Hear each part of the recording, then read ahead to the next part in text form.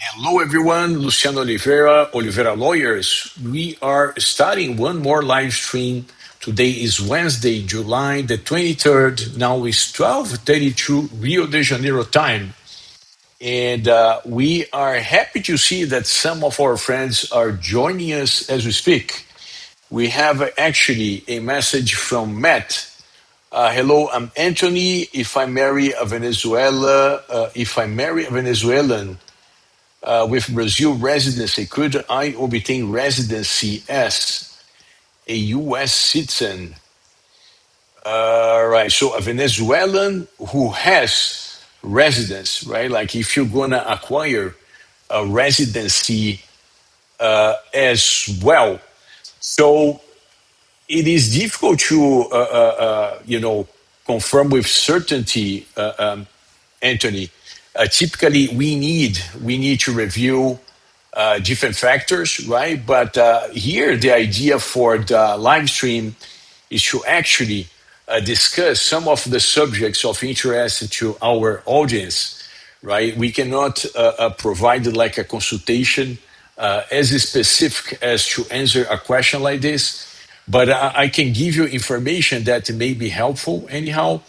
And the idea, Anthony, is that if someone has a legal residency in Brazil, right? So legal residency, let's say if your spouse has a legal residency status in Brazil, potentially there is a track or a path called family reunification. Okay, the family reunification, it could be a visa if you are applying abroad, and there is also the family reunification residency if you are applying directly, physically, while in Brazil. All right, Anthony. So that's something you can potentially investigate and see if it works for you. But typically, the concept here is that a spouse has a legal residency, and Brazil wants to, allow people to, of course, live with their spouses, and therefore there is the so-called family reunification visa if issued abroad, and residency if you pursue that path while physically in Brazil, because you can never get a visa issued while physically in Brazil. So, very common for Brazil to have, both options: a visa when issued abroad and residency when issued in Brazil. All right, we have Aaron. Good to see you, Aaron. Aaron says, "Hi, Luciano. I'm trying to budget for living in Rio. I asked ChatGPT how much the top 10% earners make per year, and it said 12,000 a month, 12,000 reais a month. Does this sound accurate?" Aaron, I don't think it sounds accurate. Actually, I would say that top 10% earners in Brazil, they are going to make much more than that, right? And ChatGPT, it is pretty solid. It's pretty good, to provide the general information. But when you start to get to this kind of, level of details, ChatGPT doesn't work well. And I'm going to give you another example, Aaron, just before we actually, try to assess some, ballpark estimate. So I was checking, like Google, and Google is not ChatGPT, right? Probably Google is a little bit behind ChatGPT, but Google is now presenting an artificial intelligence AI answer to things that you are asking. And I was asking about the digital nomad, right? Like I was Googling digital nomad in Brazil to see the type of information that was being offered by Google. And to my surprise, Google was actually mixing up information from Portugal with information from Brazil. And you would see some information that was correct, when applying for the digital nomad in Brazil, and other pieces of information that would be correct if you were applying for the digital nomad in Portugal, right? So it was a mix up. And unless you were kind of, educated in both sides of Portugal and Brazil, there would be a terrible advice or explanation from Google on the digital nomad. All right, Aaron? So just, to highlight that. Now, the top 10% earners in Brazil, I would say they are probably making more like 30,000 reais a month, maybe between 30 to 50,000 reais a month, and not 12,000 reais a month. Now, Rio de Janeiro is a big city, as I'm sure you know, Aaron. So, in terms of the money that you would need, this would also depend on which neighborhood you would be picking to live in Rio de Janeiro, right? And I can share some, actual examples, right? Like if you want to rent out an apartment in Leblon, right? Leblon, Rio de Janeiro, an apartment with 3 bedrooms is going to cost probably something between 12 to 15,000 reais a month. And this is just for the rental, right? Just for the rental of a 2 or 3 bedroom apartment in Leblon. Now, if you're renting in Copacabana, instead of paying from 12 to 15,000, you're probably gonna pay something like 5 to 7,000, right? So that would be kind of half what you would pay in Leblon. And Copacabana to Leblon is just like probably a couple of miles distant from each other. All right. Now, so this is more to highlight, Aaron, the type of difference in price tags that you're going to see in Rio de Janeiro, depending on where you are picking for you to live. Let me know if that's helpful or not, Aaron. All right, Christina Lembo, good to see you, Christina. Boa tarde. Do you have a bank you would most recommend for a U.S. citizen in Brazil?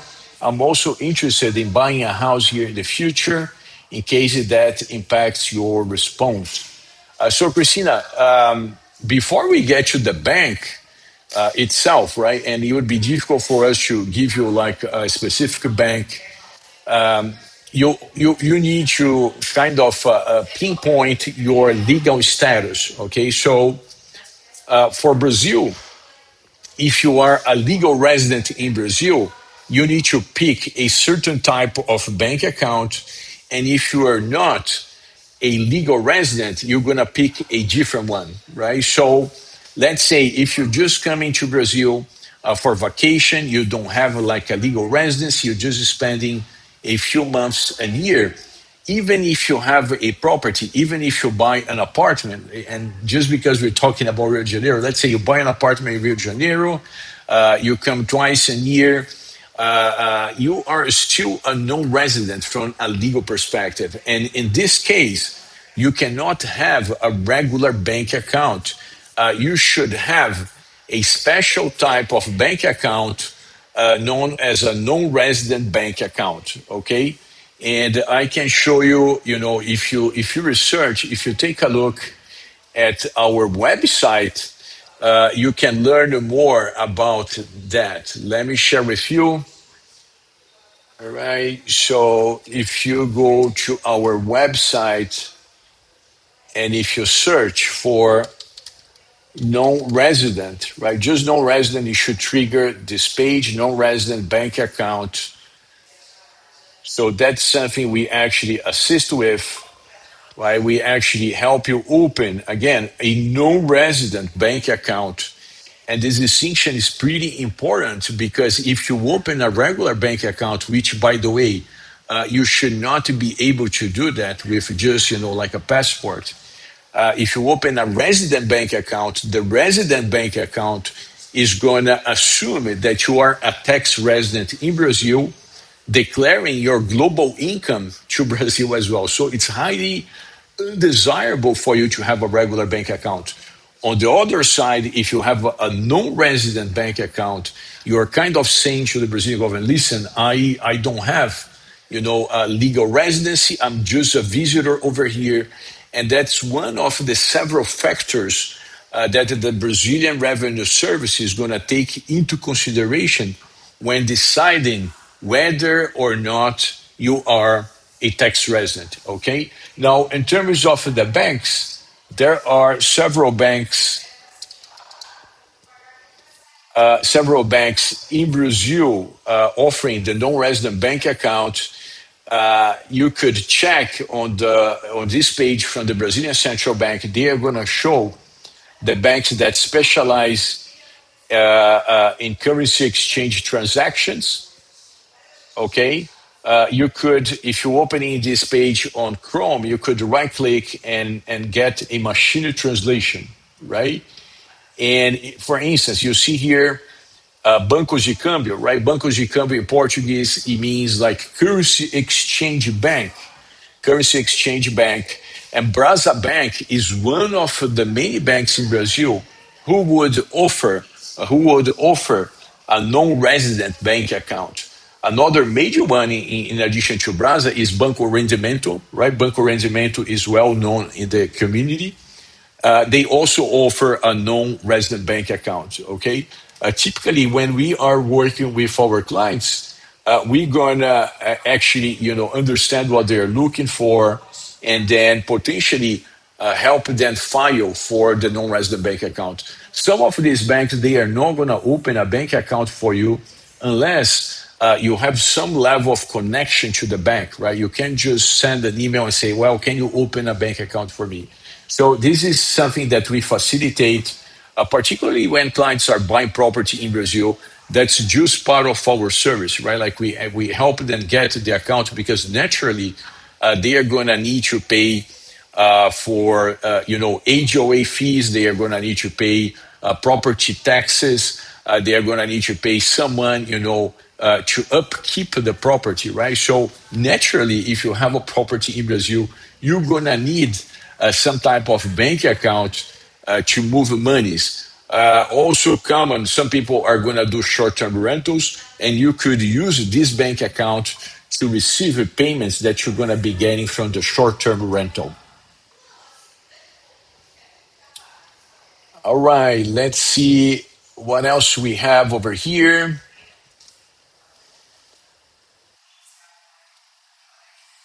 Aaron, exactly why I wanted your opinion.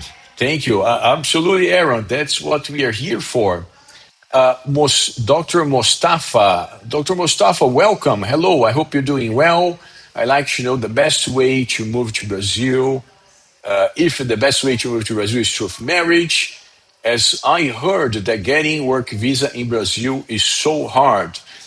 So, Mustafa, there is a distinction over here. I think to find a sponsor in Brazil is hard, right? But to actually get the work visa, it is not. So, if you have a sponsor in Brazil who's going to be willing to endure all the paperwork and be your sponsor, you can get a work visa much easier than it would be the case if you were applying to the United States, right? Now, yes, you need to get a sponsor. You can't just, come to Brazil or, apply for a work visa without the sponsor. Now, through marriage, marriage is a big commitment, particularly if you are marrying a Brazilian national or if you are marrying in Brazil. It comes with lots of strings.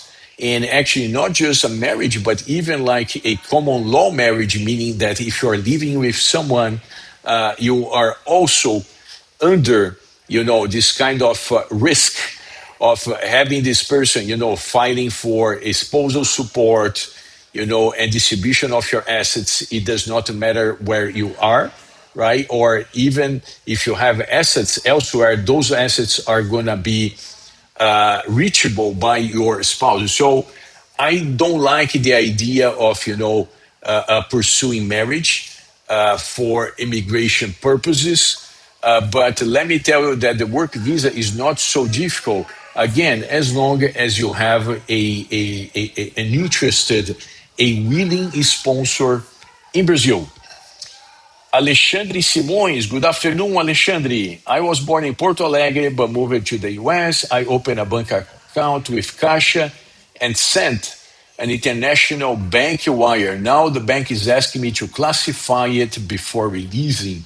Alexandre, that's pretty common. So, whenever you are in the United States, right? Like whether you were born in Brazil or not, you are used to wire transfers, to be completed very easily, right? Like whether you use Chase Bank, Bank of America, Wells Fargo, PNC, it does not matter. It's so easy, right? Like you just go to the internet banking, you make a wire transfer, and the wire transfer goes automatically, and typically is going to arrive at the recipient on the same day. Okay, but if you're sending money to Brazil, actually money is not going to show up at the recipient's bank account. The money is going to be taken by the compliance department of the bank, or let's say the money is not going to show up at the recipient's bank account, and instead the recipient bank compliance department, they are going to need to handle a compliance procedure before this money is going to be released, before this money is released. And this compliance process, we will try to understand the purpose of the money being sent. And and it's not just an explanation, right? It's not a matter of just classifying the money. It's not just a matter of saying, well, I'm buying a property, or well, I'm sending money because my mother needs money, right? Like you probably going to need, depending on the amount, to provide documents explaining the purpose of the remittance. Okay, that's very typical, very traditional in Brazil, and I think it's a lot of red tape and bureaucracy. Very interesting that Brazil says, well, this is for, to avoid money laundering. This is like to avoid, funding to terrorism and so on. And particularly because the United States wants us to control the money flow, right? Like Brazil wants to be part of the, like a global money system. But what is puzzling to me is that the US does not operate this way. In the US, you move monies, and if the compliance department of the US bank flags a transaction as problematic, they are going to deal with that after the transaction is done. Not in Brazil. In Brazil, like the belief from the financial system, unfortunately, up to this date, is that you need to handle the compliance ahead of time, and only if the compliance is good, your money is going to be released into the recipient's bank account. All right, so very unusual, right? Like, I mean, very anachronic, I would say. But at the same time, it's very typical of Brazil's red tape and bureaucracy, right? Like this thing has been the case forever. Now, in 2023, President Bolsonaro approved a whole package in terms of legislation to make this easier, right? Like he said, listen, it does not make sense for people to send the money to Brazil and banks to sit on the money and make, the lives of people sending money to Brazil miserable, because this way you're making harder. And I myself, I have heard so many times for people saying, listen, I don't want to send the money to Brazil. I'm going to buy property elsewhere because of the huge red tape. So, the President Bolsonaro administration had a very good point. But guess what? Despite it passing the law, banks are still attached to the old way of doing things, even though nowadays the legislation is much more amenable to banks allowing an easier release of funds sent to Brazil. All right, so maybe that's more information than you wanted to know, Alexandre, but that's what's going on, right? Like Caixa is trying to understand why you're sending money, and depending on how much money you're sending, you're going to need to provide documents explaining why you're sending the money. Now, the problem with Caixa is like a government's bank, right? So they are not really great at customer service. And if you would send the money through a currency exchange bank, they would have a much better service, to help you with the compliance side of things. Many times, Alexandre, what's going to happen is that if eventually you see that you're not getting anywhere, you would ask your bank of origin to recall the money. They could recall the money, so the money would be clawed back from Caixa back to the United States, and then you would send to a better bank or maybe hire a service to help you release the funds in Brazil. All right. Typically, when we are dealing with property acquisition, we're gonna have our currency exchange partner banks handling the receiving side of the transaction, the exchange into Brazilian reais, and we're gonna on top of that be able to time the release of the funds with the day of the closing, right? So we try to emulate an escrow, but that's an example of what could be going on here, Alexandre. STJ80, boa tarde. Oh, boa tarde, STJ. Welcome back. Yui, looking good with those new glasses, amigo. Thank you for letting me know, Yuri. Typically, I remove my glasses, so they're not new at all. Like, I mean, they're pretty old, but I forgot to remove my glasses, Yuri. That's a nice note. Yeah, very old glasses. I just forgot to remove my glasses. Mustafa, I heard too that on YouTube that refugees who seek for an asylum can travel outside of Brazil through a tour guide of a tourism company or not? If so, can they return back to Brazil? Mustafa, so we are not experienced with asylum routes, right? Like and routes and the pathway of asylum, right?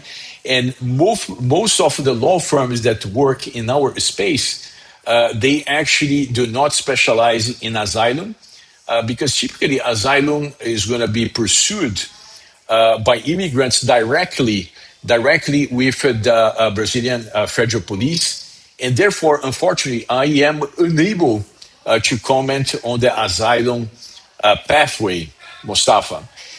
Christina Lambo, I am a legal resident through the nomad visa for now. Christina, if that's the case, you can have a regular bank account. Okay, if you are in a big city like Rio de Janeiro or São Paulo, basically you would get your card. You need your resident card, right? So I don't know in which stage of your journey you are right now, but let's say if you are still waiting for the physical card to be issued, it's very hard for you to just go with the protocol, right? Like the initial receipt and have a bank account open. Typically, once you get to the card, and then you can go to a major bank such as Santander or Itaú, right? These are two of the banks that I particularly like for residents. They would open a bank account for you on the spot.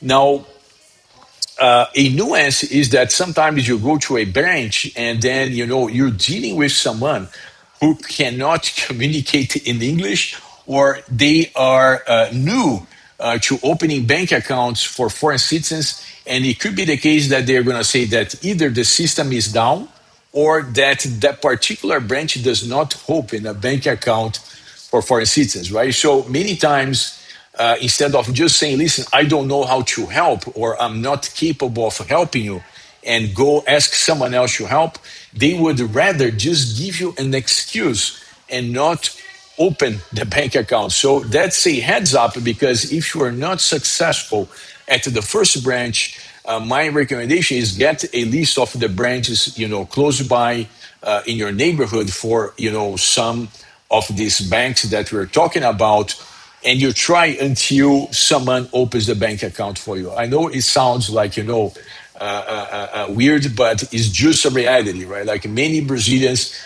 when they are in a bank, or that happens as well when you are trying to get the tax ID known as a CPF.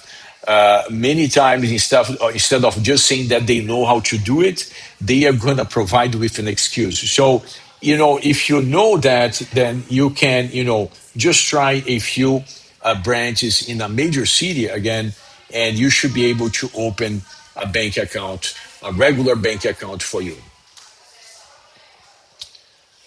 All right. We have a Mohammed. Hi, Mohammed. Good afternoon from Egypt. Please, how do I obtain investor visa while the person entered to Brazil as a tourist? Is that acceptable for Brazilian law? Thank you, Mohammed. Yes, Mohammed. That's a very interesting question because if you try to do that in Portugal, the answer is a big no, right? But in Brazil, that's absolutely fine. We have many, many clients actually who come to Brazil as a tourist, whether they're coming from the United States, from Europe, from Asia. They come to Brazil as a tourist, and then while in Brazil, they find out they want to stay longer, and then they are going to apply, for instance, for the digital nomad residency, or they're going to apply for the Brazil retirement residency, or they are going to, buy a property and then apply for the real estate investor residency from Brazil. All right, Mohammed. So yes, that's a possibility. Now, it's important for you to think about the timeline because the timeline for you to buy a property and then be able to apply in the same trip. Sometimes it's not enough, right? So you may consider first applying for the digital nomad, so you get a 1 year stay, and then within that 1 year, you could buy the property and potentially secure the real estate investor visa. All right. We have another question for Dr. Mustafa. If someone got a PR through marriage and have kids born there and got divorced, he can still live in Brazil with a PR. Then after 4 years, he can apply for citizenship. So Mustafa, I'm gonna answer about the piece for the citizenship. Typically, we cannot, discuss cases in too much detail. Otherwise, it becomes a consultation, against, which is against, like the regulation for the legal profession in Brazil. So we try to talk more in general terms in a way that we're talking about the subject, but not providing a consultation free of charge, because again, this is against our regulation in Brazil. But what I can tell you is that both permanent residency through marriage and permanent residency through childbirth in Brazil, they are going to allow you to apply for citizenship with a single year. Okay, now the challenge is to apply for citizenship in Brazil, you also need to have an advanced level of Portuguese. So just keep that in mind. All right, Alexandre, for context, I have a dual citizenship, a Brazilian passport, and CPF. The wire transfer came from the Swiss crypto exchange. Right, Alexandre. Yes, I mean, whenever there is crypto in the loop, right? Like, I mean, if you're sending a wire transfer from Chase, which is like a mainstream bank, that would easily trigger the compliance requirement in Brazil already. Now, if you're putting crypto in the loop, in this case, the challenge becomes typically higher because now Caixa is looking for, like a crypto-based exchange, money coming from crypto. And depending on the amount, Caixa is going to, just say, you know what, I don't like that. Let's sit on that until Alexandre changes his mind and send the money elsewhere. All right, Alexandre? It could be the case, right? Like very common. Not only Caixa, but most banks in Brazil, if they don't handle the compliance process in a manner that is seen by the Brazilian Central Bank as thorough, they could receive fines starting at $50,000 per occurrence, right? So if you think it is true, like, if they exchange your money, they're going to make not much, right? They're going to make some money. They keep a spread of the exchange. But let's say if something goes wrong with this transaction, they could be fined in the tens of thousands of dollars, right? So therefore, very typical for Brazilian banks when they look at something, they don't like what they see, they are not going to exchange the money for you. All right, Alexandre. So just keep that in mind. Okay, if you're handling, large amounts, currency exchange coming from crypto, Kasha does not sound like a good path. Didi, how you doing, Didi? Good to see you. Bom dia, Luciano. Bom dia, Didi. Donna Lee, Donna. Good afternoon, Luciano. Good afternoon, Donna.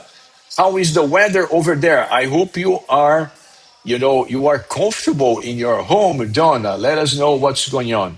Donna says, click the thumbs up button, click the like button while you listen.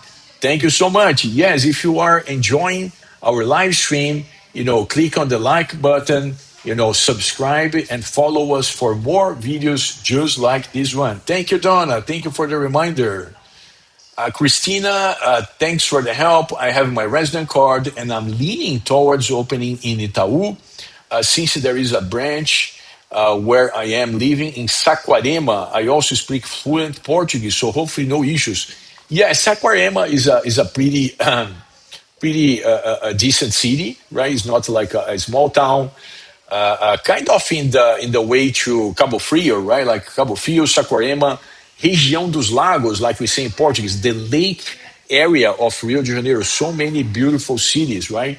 Cabo Frio, Saquarema, Búzios. Okay, for those of you who don't know, like there is Rio de Janeiro, which is like naturally probably the most well-known city in Brazil, but around Rio de Janeiro, you have so many other beautiful, amazing cities for you to experience. And Saquarema, which is being mentioned by Christina, is just one of them, right? Like other cities that I like a lot are going to be Cabo Frio.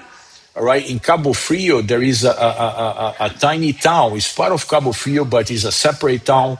It's called Arraial do Cabo. And naturally, there is Búzios, right? Like Búzios is internationally known. Búzios has a lot of Argentinians, right? It's so funny because you are in Rio de Janeiro and you hear people communicating in Spanish all the time. It's weird, right? Because in some parts of Búzios, you probably hear more Spanish than Portuguese, right? Very interesting city. Christina, glad to know you are in Saquarema. I hope you are enjoying. All right, we have Donnelly. As you know, I have purchased a house already. If my children in America get a CPF, can I add them to the deed for the future, right? So, Donna's question over here is like this: like she bought a property in Brazil, and she's interested in adding her children to the deed. In this case, Donna, like they would be added, like if you add someone to a title, they would be added as co-owners, and that would mean that you are selling your ownership to your children. Okay, that's feasible. But important to note that because there is a sale, then you're gonna need to pay taxes on the fraction that you are selling to your children, right? Put a better a path for you to consider if the idea is succession is for you to have a will done in Brazil, right? If you do a will, and if something happens to you in the future, guess what? Like this would make it easier for them to acquire this property through succession, through a probate. All right. Now, this is just like a very high level idea, right? It is possible that a consultation just for this purpose would be recommended, so you would know the different options that you would have, for succession in Brazil. Alexandre Simões, thank you for your response. Is this something that your firm could help me with? Yes, Alexandre, yes. We do have a service here, to facilitate transactions in cryptocurrency. And typically what we do, as a heads up, guess what? The transaction with cryptocurrency or money coming from cryptocurrency, it does not circumvent the need for compliance. So you still need compliance. But what we do is that we work with banks who are more experienced with money and crypto, right? Or money coming from crypto or crypto transactions directly, right? So in theory, you could even send money to Brazil without first selling and then sending, like currency. You could just send the cryptocurrency straight to Brazil. However, just like I said, you're gonna need to go through a compliance process, right? And the compliance process for cryptocurrency is gonna typically include the KYC, which is the know your customer, right? So we would, gather information about you, understand your income, where you got the, cryptocurrency from, and this type of, this is typical for other firms as well. So this is the KYC.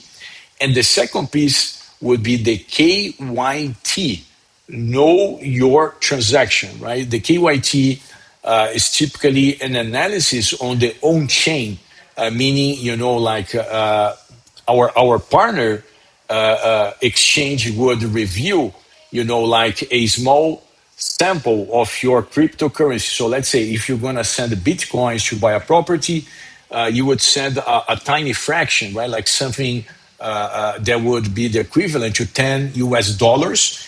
And through for that sample, the currency exchange would kind of, inspect the chain or the chain of custody of your wallet and the currency to see if there is any problem in the past ownership of the currency, right?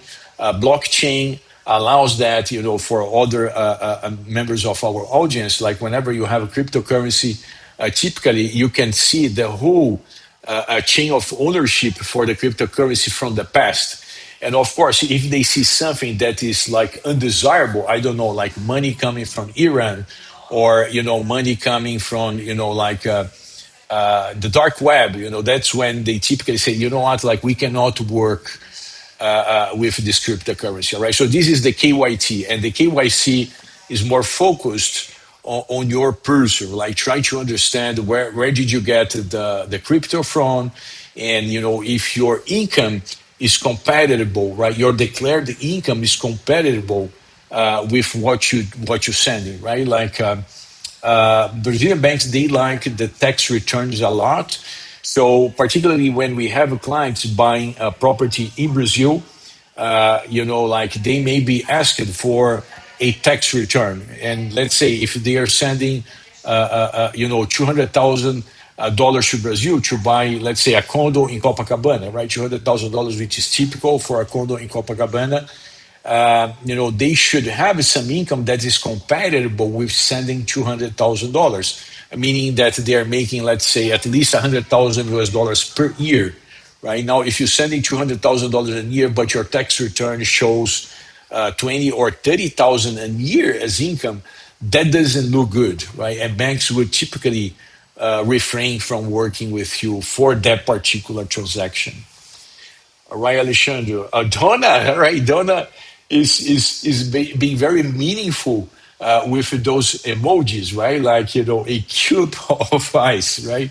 An icy cube, right, Donna? Yes. South of Brazil, during winter, it gets really, really cold, right, Christina? But hanging there, sorry, Donna, hanging there because, once winter is over, the south of Brazil is an amazing area as well, not as popular as other areas, particularly like the extreme south of the country, but, very rich culture, and a very similar kind of culture to Europe.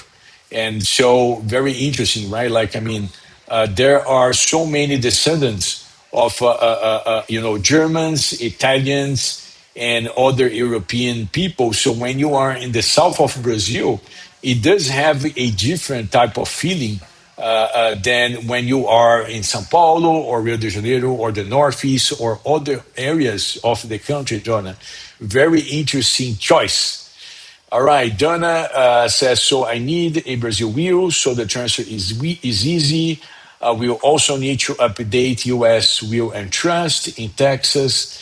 Can you assist with a document being authorized there in your Texas location? Yes, we have a partner service provider, Donna, in the same building in which we have an office. Is in North Dallas, right? Like is in the city of Frisco, and there is this other company that they actually handle the notarization on the spot. Okay, so they could notarize that on the spot. Now, for the will in Brazil, then naturally the work is done in Brazil. We had a consultation today. We were discussing about a will for another client who bought a property, right? And from a legal perspective, Donna, I just want to share, those high level points about wills. From a legal perspective, there should be just one will, right? No courts, either in Brazil or the United States, they are going to entertain multiple wills, right? There is a concept that's a legal concept that's pretty settled internationally that a single will should command. Okay, so you cannot have one will for Brazil and another will for the United States. The concept here is that the last will that you got done is the one that is going to command, as long as this will was done in accordance to the laws of the place in which you are. Okay, so from that perspective, a single will should command. But what we see very often, and again, this is not because of our advisory, it's just because that's how people end up doing things. They're going to have a will to be used in the United States and a second will in Brazil to make things easier, right? Because if your will is in the United States, typically Brazil is going to have a hard time understanding how the will is going to operate in the United States. You're going to need to prove that's a technical concept.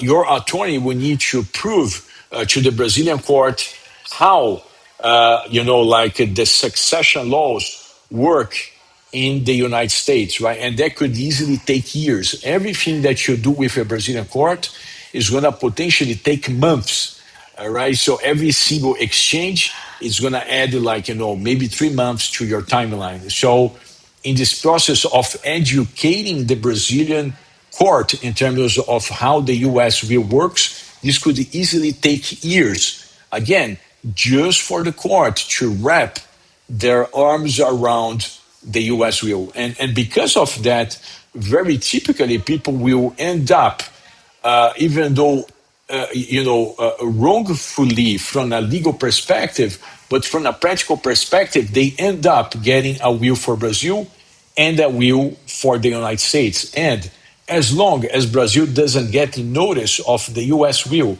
and the United States does not get notice of the Brazilian will, guess what? Those two countries, they are going to work with the will that is closer to their jurisdiction, right? So that's what we see happening very often, okay? And what we do is for cases just like yours, we say, listen, you need a will in Brazil, you have a property in Brazil, you're just asking for our help to the will. That's what we're going to help you do. That's what we're going to help you accomplish, getting a will done in Brazil, addressing your real estate property, and addressing how you want this property to be distributed in the future. All right, Donna. I hope that was helpful. Do I have to be in Texas or DocuSign? So, Donna, typically, right, and again, this is maybe this is getting into too many details. We cannot go into too much details because of what I was telling. I think it was Dr. Mustafa. We need to keep the concepts very high level, but. Yes, I mean, typically, right, when you think about wills, the will is going to be commanded by the place in which you are residing. Okay, so if you are residing in Brazil and you're getting a will done in the US, in theory, that's not how it should be. Okay, Donna, I hope that was helpful. Alexandre, obrigado, Luciano. I have sent an email to your firm regarding my situation and I'm waiting response. All the best. Abraço. All right, Alexandre. Thank you for sending this over. We're going to review and we're going to let you know. Donali, it would be a duplicate wheel saying the same thing. Yes, that's what we see in practice. That's what we see people doing. From the legal perspective, there is just one valid will, which is the last will that was done in accordance to the law, right? But in reality, we see people doing like, one will for each country, right? We don't advise this to be done this way, but that's what people end up doing. And, again, like we typically say, listen, you need to get a will done in Brazil. We do a will in Brazil in accordance to the Brazilian law. And that's what many of our clients are pursuing. Okay, so separate wheels. Yeah, Donna, no, we don't recommend that, all right? There is what we could recommend you as an attorney, to have a single wheel, and then there is the reality of what people end up doing, right? Maybe you should schedule a consultation, Donna, then we can discuss in more details about, the available pathways for your succession plans. All right, Donna, but thank you for participating and always happy to hear from you. Bill, oi Luciano, what is your advice on getting SIM card for an iPhone after landing in Rio? A SIM card, eSIM, and do you know if there are SIM cards to be able to call back to the US? All right, first thing, so glad to see you over here, Bill. And let's get this question answered, right? It's not legal stuff. I'm pretty free to answer, entirely. Okay, so in Brazil, it's very typical for newsstands to sell the SIM cards. And if you buy one of those, we're gonna have potentially difficulty in terms of getting your phone working because those SIM cards sold, let's say, at the newsstands or sold, like in known specializing stores, they are going to be typically for Brazilians. Okay, so my advice would be for you to go to one of the stores for the phone company and directly get a SIM card installed at the spot. Okay, so typically in Brazil, you're gonna find like Team or Vivo, right? I'm gonna show you here two of the main ones. All right. So Vivo Celular. So Vivo is one of them.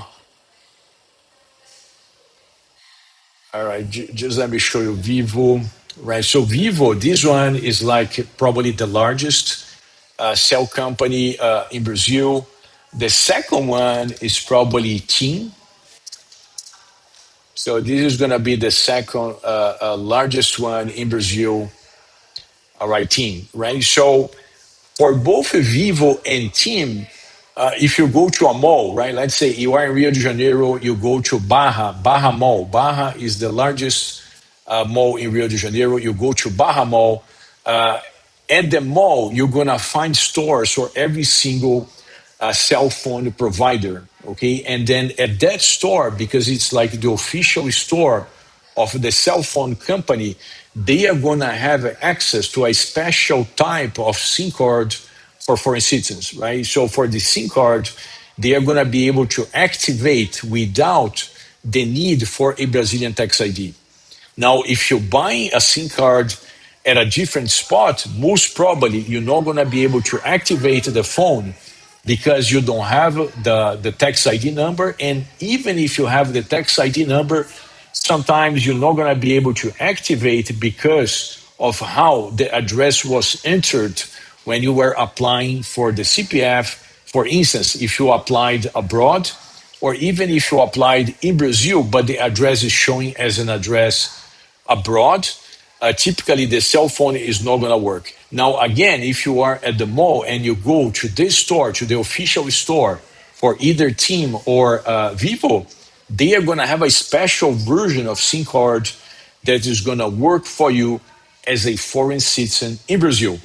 Now, going back to the question of whether you should get a traditional SIM card or the electronic SIM card, nowadays the stores they have both versions, right? So if you have like an old version of an iPhone that does not accommodate an electronic SIM card, you could get the physical SIM card. And let's say if you have iPhone 16, for instance, iPhone 16 does not have the capability of receiving a physical SIM card, right? Like the iPhone 16 in the United States will accept only an electronic SIM card. So the good news here is that both Vivo and TIM, those two companies I told you about, they have both versions. They have the physical version and they have the electronic version. So the only thing you need to do is to take your cell phone to the store and they are going to get the service set up for you. Now, remember, the same thing I was telling about the banks and about the revenue service in Brazil. If you show up and you cannot communicate in Portuguese, there is a very high chance that the person, instead of saying, well, I am unable to speak in English and I'm not going to bother someone else to become my interpreter, my translator, guess what? They could potentially tell you that they don't have. Okay, so let's agree here that whenever Brazilians don't know how to communicate in English, their standard approach is gonna say that they don't have whatever you're asking. So you go away and you're no longer a problem, right? Like I mean, the Brazilian is not gonna lose face because they cannot communicate with you. All right, but nowadays, particularly if you're going again in Rio de Janeiro to Barra Mall and you go to one of those stores, there is a high chance that one of the customer service persons in that particular store is going to be able to communicate in English and take a good care of you. But if you go to a small store, even if it is an official store, you may face this type of situation in which the person cannot communicate, and instead of saying so, they're just going to say that they don't have the service that you're looking for. All right, I hope that was helpful, Bill. So let's see what else we have over here.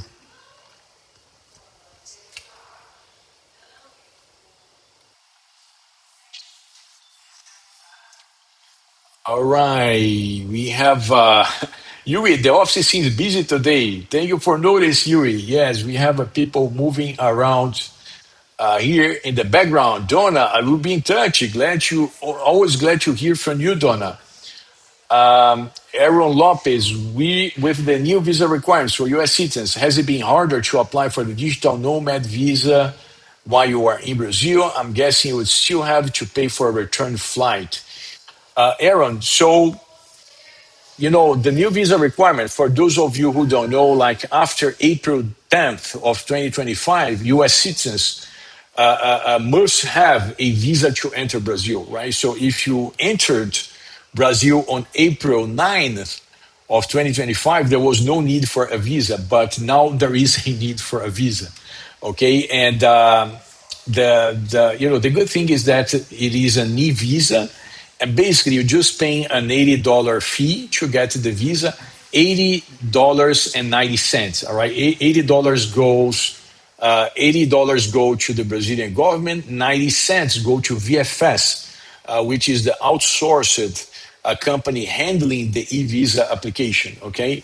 Now, for some reason, they have issues with the picture for the visa, and we have many clients who are going to come to us and say, "Listen, I cannot pass." The picture requirement. I can understand the other requirements, and I just attach like on their online form, and it works well. But this picture is taking me like hours and hours and hours, right? And then they are going to come to us. We don't make money basically helping with the e-visa, but we provide as a service, more like as an entry point. So people are going to, learn about our services and hopefully we use our service for something more meaningful down the line. Okay, but we do help with the e-visa. But going back to Aaron's question, it has not changed so far, Aaron, for you to apply for the digital nomad while you're in Brazil.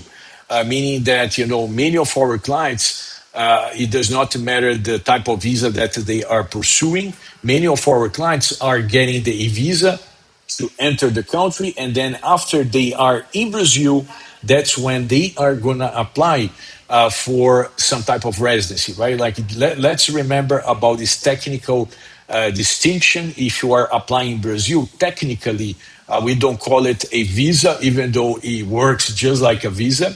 We're going to call it a residency, okay? So if you apply for the digital nomad while you're in the United States, digital nomad visa.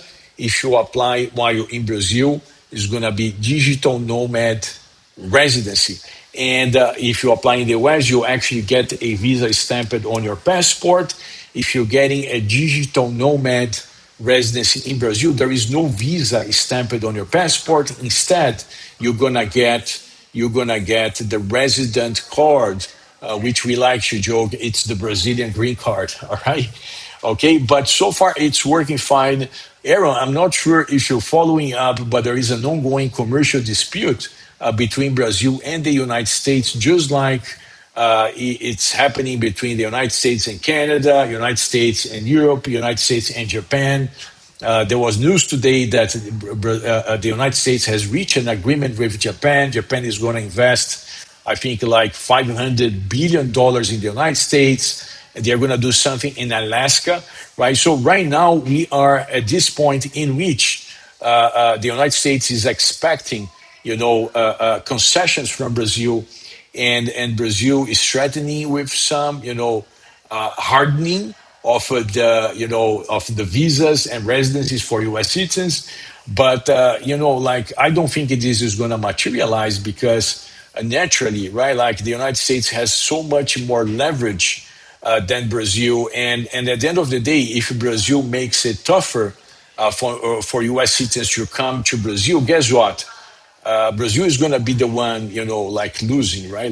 Because whenever we grant like the digital nomad retirement, real estate investment, visas or residencies, whatever, U.S. citizens, they are going to be spending big bucks in Brazil. So if we make their lives difficult, guess what? We are the ones who are going to end up without the US dollars, right? So far, Aaron, no news of any challenges for you to secure a digital nomad while you're physically in Brazil.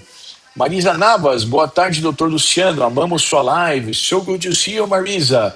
Muito bom vê-los aqui. Espero que esteja tudo bem com você e o Ricardo aí em Portugal.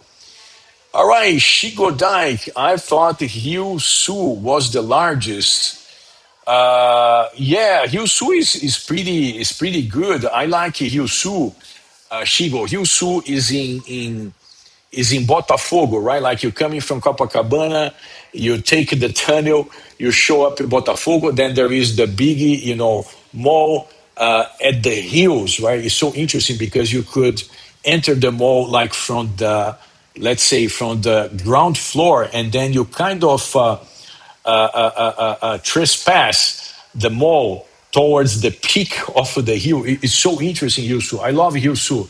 Pretty good mall. But listen, as far as I remember, Barra Shopping is bigger than Hilsu. But maybe I'm mistaken, right? I'm very familiar with Hilsu, and Barra. I think it's bigger than Hilsu. But let me know if I'm wrong. Happy to correct things if you needed. Chigo. All right. Okay, so we are now arriving at the end of our live stream. I want to thank you all for the very interesting topics, very interesting questions. Thank you for your patience with me. I need to be careful about how far I go in terms of my answers. So it doesn't become like a consultation, okay? Like consultations, free consultations, they are forbidden by the Brazilian Bar Association. So my idea here is to be able to go as far as possible in terms of addressing the topics of interest without becoming like a consultation. All right. So thank you for your patience with that. Thank you for the really nice participations. Happy to see our friends over here. And let me tell you that our next live stream is gonna be on July the 30th. Okay, like for the remaining of July, we are just keeping the live streams on Wednesdays, and then after August the 1st, then we're gonna get back to the typical arrangement of live streams on both Wednesdays and Sundays. All right. So wishing you all a blessed rest of your Wednesday.